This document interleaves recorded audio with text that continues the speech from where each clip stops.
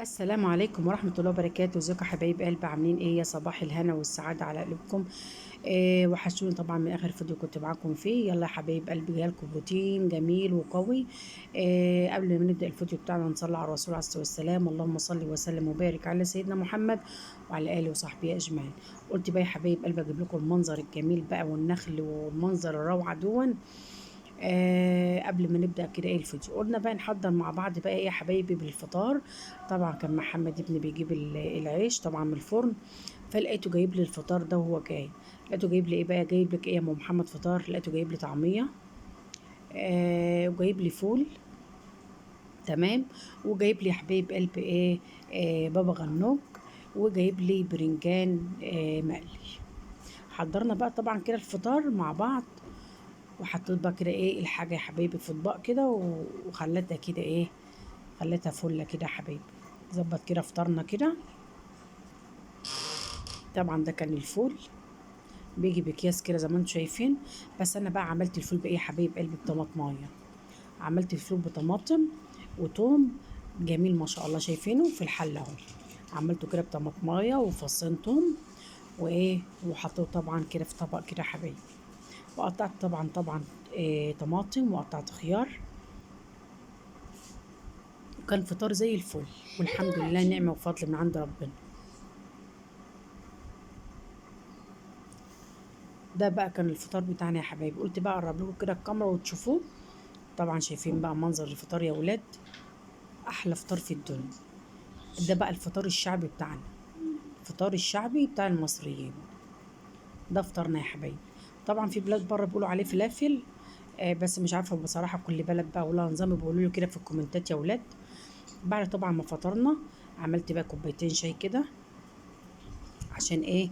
نحبس كده ورا اللقمه. هنا عندنا في مصر يقولوا عليها ايه، نحبس ورا اللقمه. المهم بقى يا حبايبي، عملت كوبايتين شاي وشربنا الشاي، وقلنا يلا بينا بقى على الطحن اللي هتشوفوا الوقت. قلنا بقى يلا على الروتين الجامد. طبعا ده روتيني اليومي يا حبايب قلبي، بصوره معاكم. طبعا انا بقالي يومين ما نزلتلكوش فيديوهات، فمعلش كان عندي ظروف، فعشان كده انا معرفتش ان انا انزل. قولوا تمام يبقى تمام يا حبايب قلبي. تعالوا بقى كده نصلي على الرسول عليه الصلاة والسلام. اللهم صل وسلم وبارك على سيدنا محمد وعلى آله وصحبه أجمعين. اللهم استرنا فوق الأرض وتحت الأرض ويوم العرض عليك أنا وكل السامعين وكل حبيبي. عايزة بقى اللايكات بتاعكم يا حبايب قلبي، والاشتراك في القناة فضلا منكم وليس أمر يا إخواتي، ومشاهدة الفيديو للآخر بالله عليكم يا حبايبي. شاهدوا كده الفيديو، ما توقعوش ليا الفيديو بالله عليكم، ولايكاتكم الحلوة وكومنتاتكم الجميلة. وتضغطوا بقى كده ايه على زر الجرس عشان يوصل لكم مني كل جديد. طبعا بقى فطرنا وشربنا الشاي. دخلنا بقى يا حبايبي على المطبخ.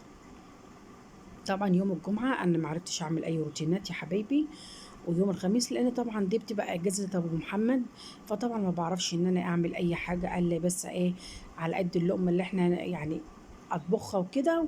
وبنتغدى طبعا ما بعرفش اعمل حاجه في اليوم ده، لان بتبقى طبعا الاجازه بتاعته الرجاله بتبقى عايزه يعني ايه، اليوم اللي هم قاعدين فيهم اجازه ده بيبقوا عايزين هدوء، مش عايزين ازعاج كده. طبعا عشان ده يوم الراحه بتاعتهم. ففي اليوم دوت بقى ايه، اتغدينا بقى بالموجود. وخرجنا بقى يا حبايبي، رحت جبت بقى ايه حاجة الولاد بتاعت المدرسة. وسبت طبعا كل حاجة في الحوض. وقلت بقى طبعا لما ابقى ارجع بالسلامة ان شاء الله، او تاني يوم الصبح ابقى ايه، ابقى ان شاء الله اصور فيديو معاكم كده روتين وايه، ونغسلهم سوا مع بعض. غسلت طبعا كده المواعين وروقتها كده وخليتها فلة. طبعا كان مواعين كتير جدا، مطرح طبعا الغدا بقى وكده.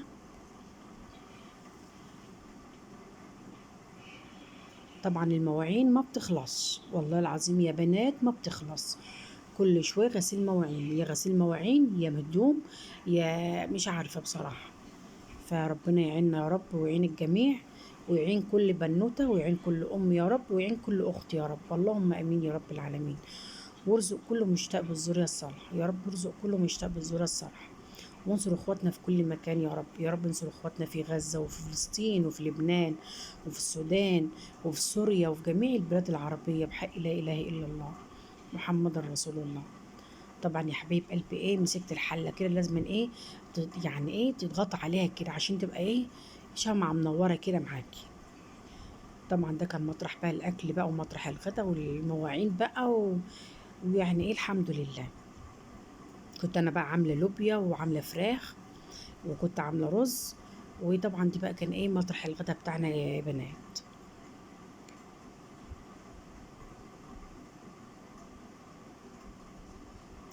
وحدوا الله كده يا حبايبي وصلوا على النبي وانزلوا كده في الكومنتات صلوا على الرسول عليه الصلاه والسلام. وبالله عليكم بالله عليكم تشاهدوا الفيديو للنهايه فضلا منكم وليس امر. طبعا انا بقيت اغسل باقي المواعين كده وايه واغسل واحط على جنب يعني احطهم في على جنب كده. فربنا يعيننا جميعا يا رب. طبعا بقى ايه انا لسه مخلصش حاجه المدارس بتاعت الولاد. يعني انا جبت اللي هي الكشاكيل وجبت اللي هي اللهم صل على النبي الكراسات بتاعتهم والاقلام. وطبعا هم عندهم الشنط بتاعتهم بتاعت السنه اللي فاتت لان انا نزلت يا بنات لقيت الشنط غاليه غاليه جدا. الشنطه عامله 1000 جنيه اللي هي اللي يعني الحلوه. المتوسطه عامله 500. اللهم صل على النبي اللي هي بقى العاديه خالص عامله 250 جنيه. طبعا لازم نجيب شنطه تكون كويسه. عشان تجيبي شنطه لازم تجيبي شنطه عشان تستحمل معاكي سنه واتنين وتلاته. ما هو انا ما اجيبش الشنطه سنه وفي الاخر تترمى وارجع تاني اجيب. لا فما انا بقى اجيب الشنطه النظيفه بحيث ان هي تقعد ايه مع الولاد سنه واتنين. لان طبعا الكتب بتبقى تقيله بيطلعوا من المدارس بيبقى معاهم كتب بقى المدرسه بيبقى معاهم كتب الدروس. طبعا بيطلعوا من المدرسه يطلعوا يروحوا الدروس فبيفضلوا بقى طول النهار بره. فلازم يكون الشنطه يا حبايب قلبي معلش هي غاليه. انا معاكم ان هي غاليه بس لازم نجيبها نظيفه بحيث ان هي تستحمل الولاد. فربنا كده يجعلها سنه سعيده عليهم يا رب. اللهم امين يا رب كده ونجحهم كده ووفقهم يا رب كده ويا رب هم واللي زيهم. اللهم امين يا رب العالمين. فطبعا انا عندي شنط لهم من السنه اللي فاتت فما جبت الشنط. مفيش بقى الا محمد رايح اولى ثانوي رايح اولى ثانوي عام. فانا بقى ايه مرضتش ان انا يا حبايبي اجيب شنط. فجت الشنطه لمحمد بس. انما انها عندها شنطتها وطبعا اي مش هتسرح المدرسه تروح دروس بس. وما فيش الا نوع وهاني ايه عندهم شنطهم طبعا. فجبت لهم بقى الكشاكيل لسه بقى اللبس. لسه هنزل بقى اجيب لهم لبسهم. فربنا يعيننا بقى ربنا يعيننا يا حبايب قلبي يا رب ويعين كل اب وام على اولادهم يا رب. وجعلها كده سنه سعيده يا رب عليهم. اللهم امين. زي ما انتم شايفين يا حبايب قلبي شايفين بقى المواعين كتير ازاي. مواعين يعني الحلل بجد مش عارفه يعني بقيت اقول الحلل دي اجت منين يعني فاهميني. رغم ان انا يعني غسلت مواعين الفطار. يعني مواعين بتاعت الفطار انا غسلاها دي بس مواعين الغدا. مش عارفه المواعين دي جت منين. كنت طبعا مشغله الغساله بس ما جبتلكوش بقى الغساله معايا في الفيديو. والله العظيم الفيديو ده انا قصيت منه كتير. قلت عشان ما اطولش عليك الفيديو. فانا قصيت كتير قوي منه والله. فيلا الحمد لله. ولو عوزتوا اي حاجه يا حبايبي قولوا لي في الكومنتات. وشوفوا انتوا عايزين اي روتين مني ايه وانا اعمله لكم. انا طبعا تحت امركم حبايبي وانتوا اخواتي. وطبعا انا بشكر اي كل اخت واخ دخلوا عندي اهلا وسهلا بيكم ونورتوني وشرفتوني والله. خلصت طبعا يا حبايب المطبخ. دخلنا بقى على ايه على اوضه النوم. قلنا بقى ندخل كده على اوضه النوم. ايه نظبط كده اوضه النوم كده ونخليها ايه فله كده. خليها شمعة منورة يا بنات. شلت كده الملاية ونضفت طبعا السرير كده ونفضته. خليته كده فله كده. ورجعت فرشت طبعا الملاية دي نضيفة. يعني الملاية نضيفة ما فيش فيها حاجة. كنت انا طبعا لسه فرشاه من يوم يعني كنت انا اليومين يعني امبارح. ونزلت انا طبعا فيديو من اول امبارح فنضيفة لسه يعني يا حبيبي. فرشتها تاني كده.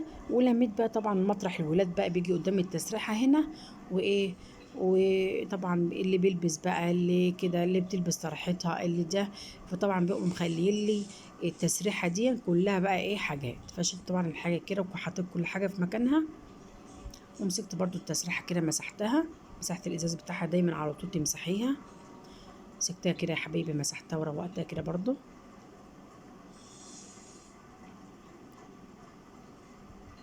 قلت بقى اقرب لكم كده الايه المسافة. مسحناها بقى يا حبايب قلبي وجبنا بقى طبعا الايه المقشه بتاعتنا. طبعا انا بسرع لكم في الفيديو ليه يا حبايبي؟ عشان انا مش عايزه الفيديو يبقى طويل عليكم، طبعا عشان ما فيش حد يزهق من ام محمد. فانا عايزه ابقى كده ايه، ضيفه خفيفه عليكم كده. يعني مش عايزه ابقى زي الضيف اللي بيجي يرزل بقى ويقعد بقى كده، ويقعد بقى يفتح ويقعد يشوف عندك ايه وما عندكيش ايه. لا، انا ضيفه خفيفه. فانا ضيفه خفيفه يا بنات.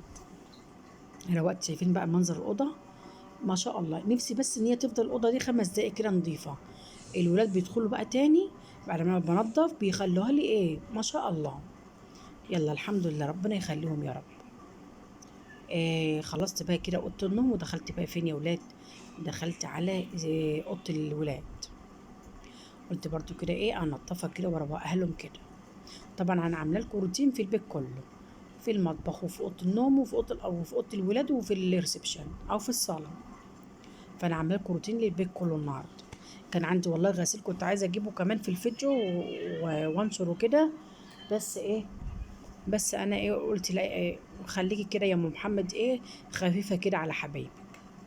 ما تبقيش كده ايه تقيله عشان ما يزهقوش منك. المهم يا حبايب قلبي، نضفت كده اول سرير وشلت الملايه وروقتها كده ونضفتها وفرشتها طبعا.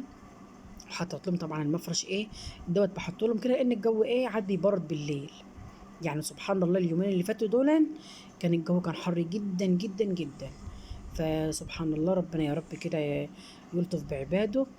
وربنا رحيم وربنا كريم والله يا بنات. طبعا بحط لهم المفرش ده ايه يتغطوا بيه كده.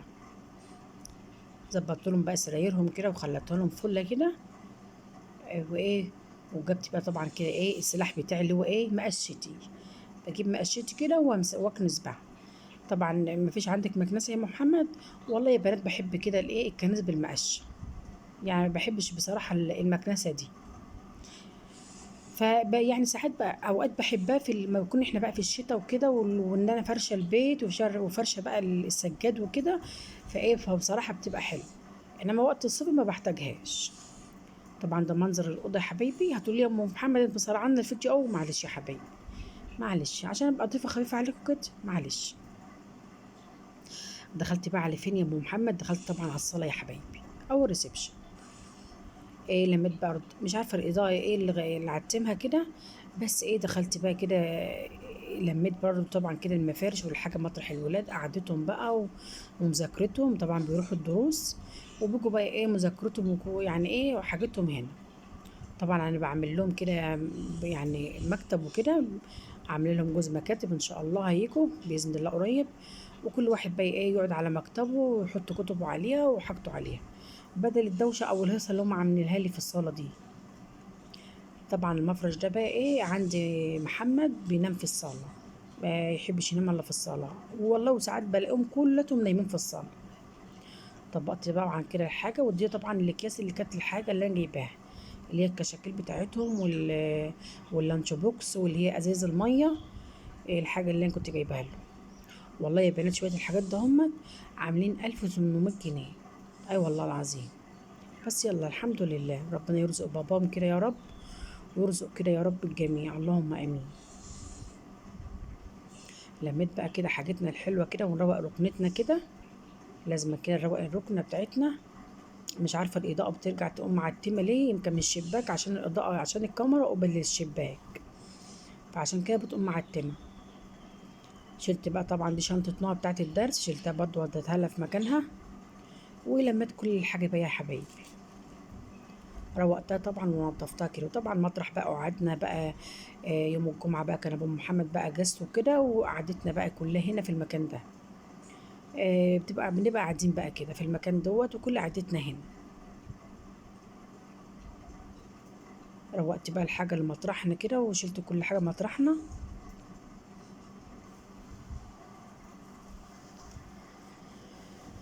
يلا يا بنات بقى ايه، عايزاكم بقى الكومنتات بتاعتكم جميله، والاشتراك في القناه فضلا منكم وليس امر يا اخواتي، وتضغطوا على زر الجرس عشان يوصلكم مني كل جديد، واللايكات الحلوه بتاعتكم. عشان كده ايه عيله ام محمد تكبر بيكم باذن الله، ونكون كده ايه عيله مع بعض ان شاء الله.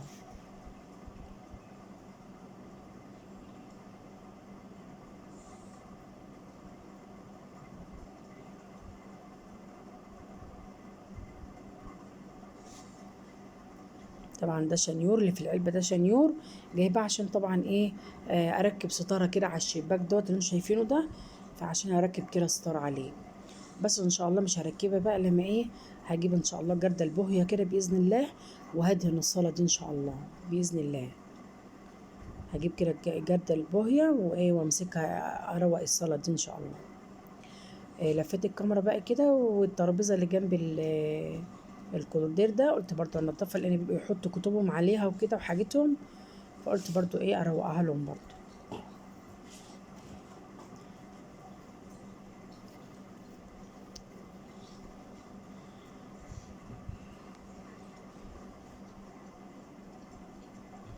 روقت لهم كده يا حبيبي بقى، ونجيب برضو طبعا ايه السلاح بتاعنا، المقشه بتاعتنا. نجيب بقى المقشه بتاعتنا ونكنس طبعا كده ايه الحافظه بتاعتنا دي، نكنسها كده وننضفها ونخليها شمعه كده.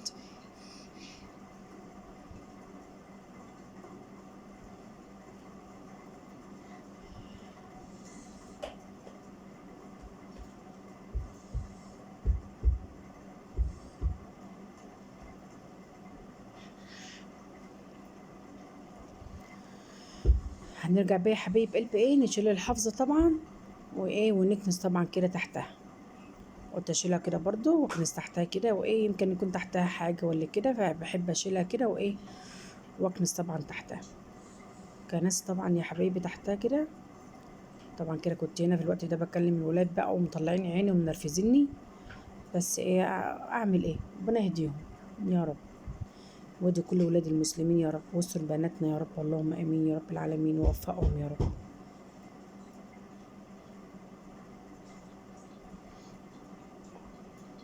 جبت بقى طبعا كده المقشه يا حبايبي، وكنست بقى زي ما انتم شايفين كده. طبعا ما مسحتش بقى بالشرشوبه، لان طبعا البلاط نضيف عندي، فطبعا ايه ما مسحتش يا بنات بالشرشوبه. فلقيت البلاط نضيفها ايه، قلت مش مستاهله بقى ان هي ايه تتمسح. شديت طبعا الركن دي بقى كده عند الباب، لقيت في واقع وراها حاجات، مسكتها طبعا لميتها بقى من مطرح الولاد شايفين. مسكتها بقى ايه، شلت الحاجه بقى طبعا اللي هي واقعه ومحتاجينها، والحاجه اللي مش محتاجينها بقى ايه، طلعتها بقى بره وكده. ان شاء الله همسك الصاله ديت، هجيب ان شاء الله بوهيه، اللي هو جرد البوهيه باذن الله، وامسكها ادهنها معاكم ان شاء الله باذن الله. هنرجع بقى ايه الكنبه دي تاني، وهنفرش بقى يا حبايب قلب الحفظه بتاعتنا. وطبعا ده كان الفيديو بتاعنا يا حبايب قلبي، بالله عليكم ما تنسوش الكومنتات بتاعتكم الحلوه، واللايك بتاعكم الجميل، والاشتراك في القناه فضلا منكم وليس امر يا اخواتي. ما تنسوش بقى تصلوا ايه، تصلوا على النبي في الكومنتات بالله عليكم. الصلاه على الحبيب يعني كنز والله يا بنات. اللهم صل وسلم وبارك على سيدنا محمد وعلى اله وصحبه اجمعين.